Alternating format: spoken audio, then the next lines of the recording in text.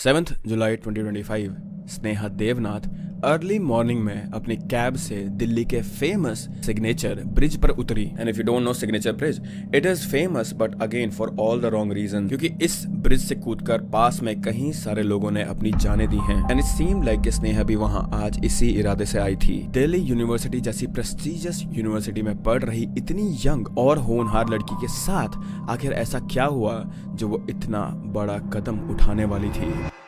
स्नेहा देवनाथ एक 19 साल की स्टूडेंट थी। वो सबरूम त्रिपुरा की रहने वाली थी, पर दिल्ली यूनिवर्सिटी के आत्मा राम सनातन धर्म कॉलेज में एडमिशन होने के बाद से ही वो हॉस्टल में रहा करती थी। And I am pretty sure कि जितने भी स्टूडेंट्स जो अपने घरों से बाहर रहते हैं पढ़ाई के लिए फिर जॉब्स के लिए भी, वो स्नेहा की सिचुएशन से काफी ज्यादा रिलेट कर पाएंगे। नई जगह पर एडजस्ट होना, नए दोस्त बनाना, घर मिस करना, अपने एकेडमिक लाइफ के साथ अपनी पर्सनल लाइफ को मैनेज करना, ये सारे स्ट्रगल्स हैं जो हर एक स्टूडेंट को कभी ना कभी फेस करने ही पड़ते हैं। And we do this so that हम एक काबिल इंसान बन सके और अपने पेरेंट्स को, अपनी फैमिली को एक स्टेबल और अच्छी जिंदगी दे सकें। स्नेहा भी इसी रीजन से अपने घर से ऑलमोस्ट 1500 किलोमीटर दूर यहाँ दिल्ली में पढ़ाई कर रही थी, और धीरे धीरे करके वो दिल्ली की चहल पहल और पोल्यूशन वाले माहौल में अपने आप को सेटल करने लग गई थी। And her college life was hectic enough to keep her busy and to keep her occupied. But जहाँ कई लोग कॉलेज को सिर्फ एक डिग्री या फिर एक नौकरी लेने का जरिया समझते हैं, स्नेहा का माइंडसेट इस तरीके का नहीं था इस चीज के लिए। She was a brilliant student and उसकी पढ़ाई सिर्फ क्लास रूम तक ही सीमित नहीं थी। स्नेहा डीयू में मैथमेटिक्स ऑनर्स के साथ पैरेलल में आईआईटी मद्रास से डेटा साइंस का कोर्स भी परस्यू कर रही थी। अपने क्लासेस के अलावा वो कल्चरल इवेंट्स और एक्स्ट्रा करिकुलर एक्टिविटीज में भी काफी एक्टिवली पार्टिसिपेट करती थी। She was basically grinding through her college life, और उसकी इतनी सारी मेहनत रंग भी ला रही थी क्योंकि कॉलेज के सेकेंड ईयर में आते ही उसकी एक ऑस्ट्रेलियन कंपनी में इंटर्नशिप भी लग चुकी थी। And this was just not any other internship but this was a paid internship. सिर्फ 19 साल की उम्र में, जहां कई सारे लोग अपना स्टैंडर्ड रूटीन भी फॉलो नहीं कर पाते हैं, Sneha was doing all of this and वो घर से पैसे तक नहीं लिया करती थी। सो इतना सब कुछ सुनने के बाद स्नेहा के बारे में आपको ओवर अचीवर की वाइब आ सकती है स्नेहा से, लेकिन deep down she was just 19। Deep down she was also a kid. She was an anime nerd, और जब भी उसे फ्री टाइम मिलता था तो वो अपने फेवरेट एनिमेस के कुछ एपिसोड देखा करती थी। She also had many notebooks जिसमें वो शायरी लिखा करती थी। She was also an animal lover,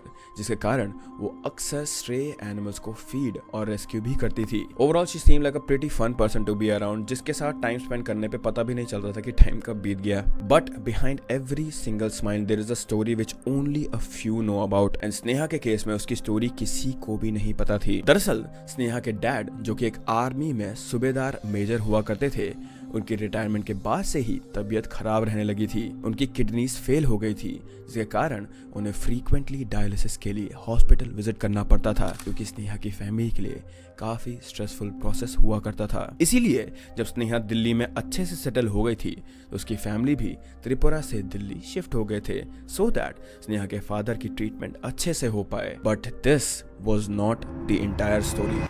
Sneha काफी ज्यादा जल्दी रिस्पॉन्सिबल बन चुकी थी एंड वो अपने लिए पैसे भी कमा रही थी। एंड जब स्नेहा जैसे समझदार और रिस्पॉन्सिबल लोग सबसे पहले पैसा कमाते हैं, then their first thought is to give it to someone else or thinking about others before them। तो स्नेहा भी अपने एक्सपेंसेस खुद ही मैनेज करती थी और वो घर से अगेन पैसे लेना बिल्कुल भी प्रेफर नहीं करती थी। सो इन अ वे उसने अभी से ही अपने और अपने घर की जिम्मेदारियां उठाना शुरू कर दी थी, which is not an easy thing to do, especially at such a young age। पर अच्छी बात ये थी कि वो हॉस्टल में ना रह के अपनी फैमिली के साथ साउथ दिल्ली के पर्यावरण कॉम्प्लेक्स में रहा करती थी। दिस वे उसके कंधों से काफी लोड कम हो गया था, क्योंकि उसकी मॉम और बड़ी बहन बिपाशा वो भी उसी के साथ रहा करते थे। कॉलेज का सेकेंड ईयर काफी तेजी से बीत रहा था। नेहा रेगुलरली क्लासेस करती, अपने ऑनलाइन कोर्स की पढ़ाई भी करती और साथ में इंटर्नशिप की रिस्पॉन्सिबिलिटीज भी बिना किसी लैब्स के फुलफिल करा करती थी। देखते ही देखते जून में उसके सेमेस्टर एग्जाम्स भी शुरू हो गए थे।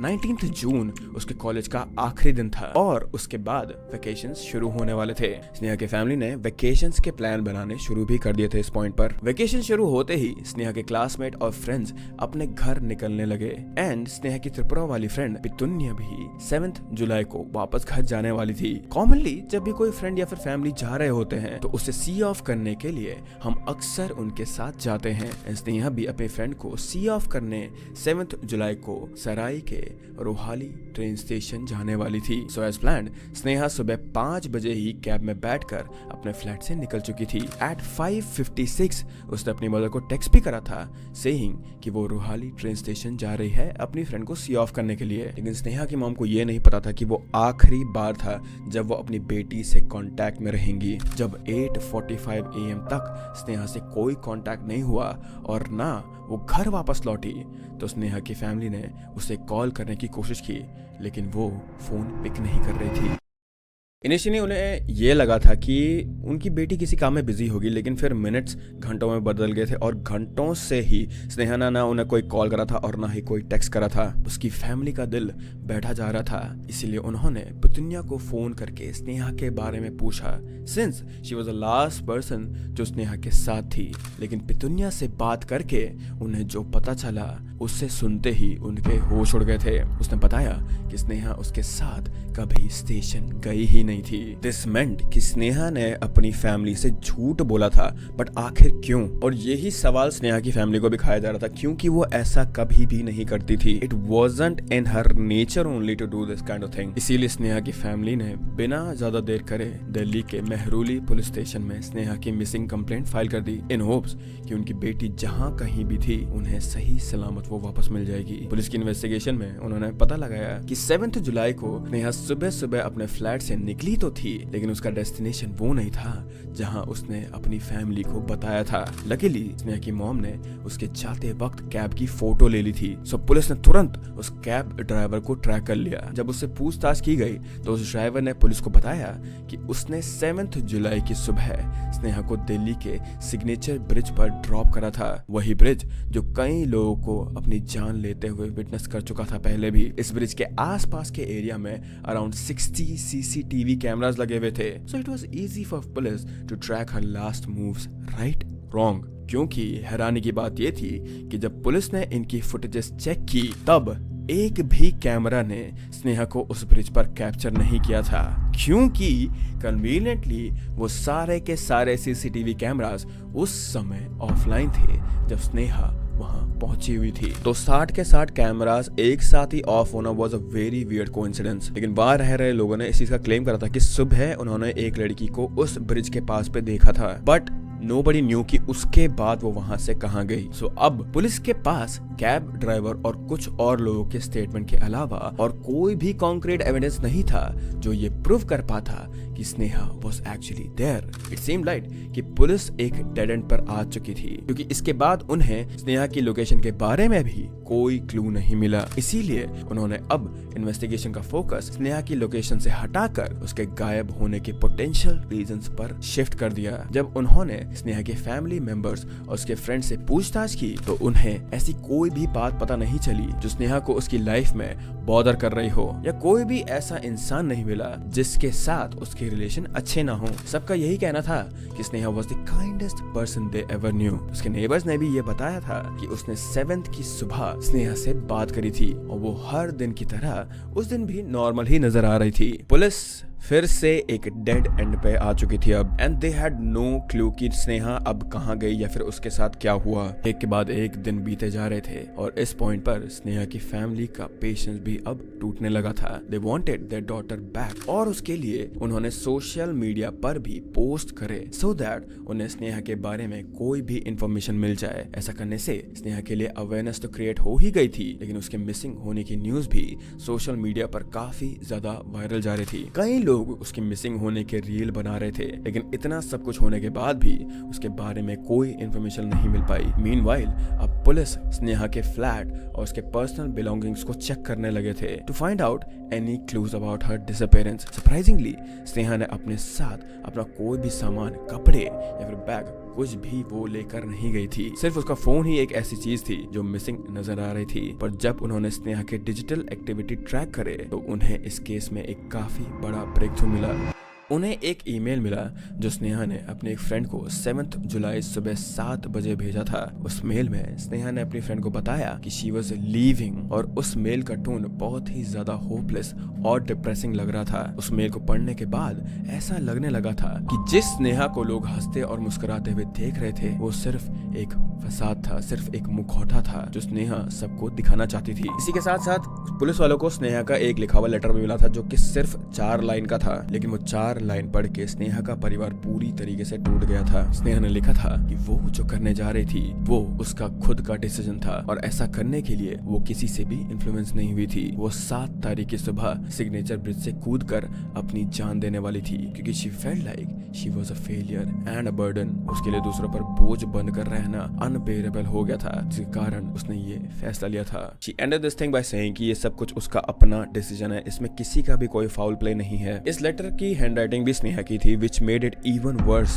because स्नेहा की फैमिली इस चीज को देखने के बाद या फिर इस चीज के बारे में जानने के बाद उनकी बेटी की सही सलामती की जो उम्मीद थी वो अब पूरी तरीके से टूट चुकी थी। वो ईमेल और लेटर काफी वेग था। स्नेहा ने लेटर या उस ईमेल में कभी भी मेंशन नहीं किया था कि उसे एग्जैक्टली क्या और क्यों बॉदर कर रहा है। उसकी फैमिली भी सोच नहीं पा रही थी कि ऐसा आखिर क्या हुआ होगा कि स्नेहा ने इतना बड़ा कदम उठाया। And it really comes out of nowhere क्योंकि according to Sneha's friend and classmates वो एक भी क्लास मिस नहीं करती थी और कभी भी डिप्रेस या फिर परेशान नहीं दिखा करती थी। She always look like she had things in control, ऐसे कि वो सब कुछ बड़े अच्छे से मैनेज कर रही हो। पुलिस ऑलरेडी स्नेहा के लास्ट नोन लोकेशन जो थी सिग्नेचर ब्रिज, उसके आसपास के सारे एरियाज में उसको ढूंढ रहे थे, लेकिन जब उसके लेटर और मेल के बारे में उन्हें पता चला तो उन्होंने ब्रिज से गुजर रहे यमुना रिवर में उसे ढूंढना शुरू कर दिया था। सिंस इस रेनी सीजन यमुना रिवर में काफी ज्यादा पानी का लेवल बढ़ चुका है और फ्लो भी काफी यहाँ बढ़ गया है, सो दे हैड नो आइडिया कि स्नेहा की बॉडी एग्जैक्टली कहाँ हो सकती है। काफी ढूंढने के बाद ऑन 13 जुलाई पुलिस को